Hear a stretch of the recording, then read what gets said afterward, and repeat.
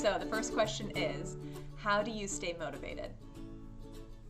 I think the biggest way that I stay motivated is by setting goals for myself. I'm definitely someone that wants to have an end goal in mind, and that's what helps me figure out all the things that I'm going to do during my day to get myself to that end goal. And so when you can see kind of where your efforts are going to get you, then I think that that helps me stay motivated, whether or not it's learning, my schoolwork, or also my job as Miss America. Seeing how that work that I'm going to do is going to make an impact is definitely what keeps me motivated.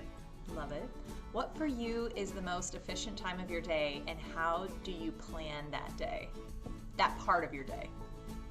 It's a little harder being Miss America, but my most efficient time of the day is really, really early in the morning. And so as a grad student, I literally would wake up at 4 a.m.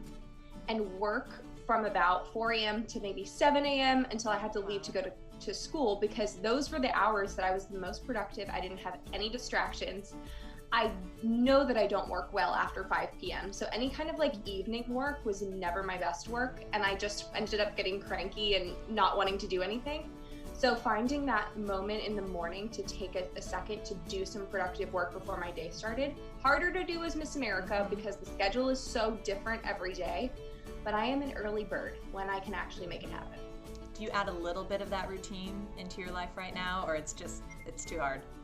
It depends on the day. And so some days I'm able to, some days it's also difficult talking about motivation. It's difficult motivating myself to get up and do those things early when I'm like, I don't even have to go anywhere today. I've tried to incorporate it some of the time, but not all of the time. Yeah, makes sense. All right, what is the best advice you've been given?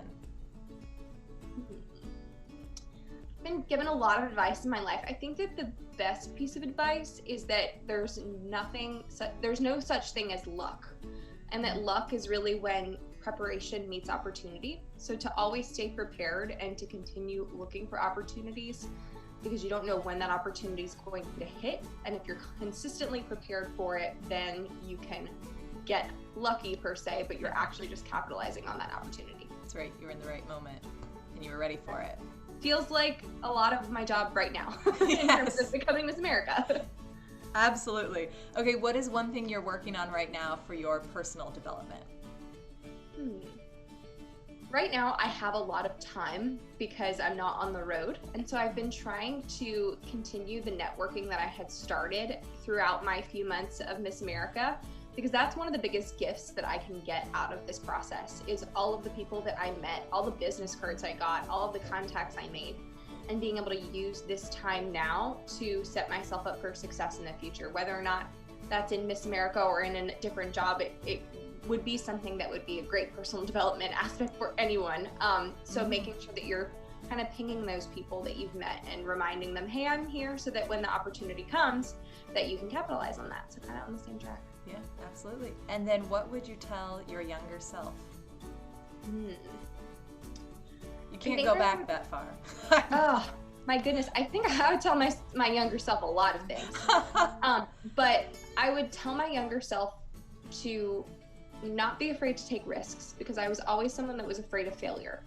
And so it made me not want to take any risks because I didn't want even the possibility to fail.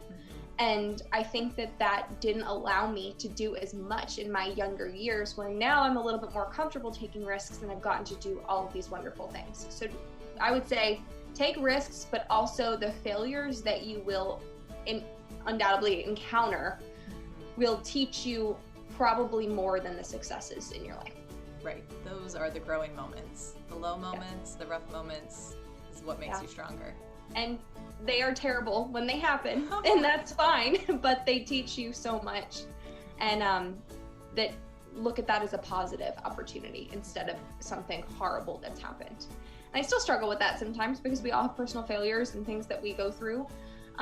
But being able to see that in a different mindset is very helpful and something that I'm working on constantly. And having a public career, your failures are out for everyone to see, and that can be more uncomfortable. It is. Definitely didn't have that when I was younger, but deal with it now, and I'm trying to navigate the idea of being somewhat of a public figure throughout this process, and trying to do it with the most grace possible. But still staying yourself, which I love. I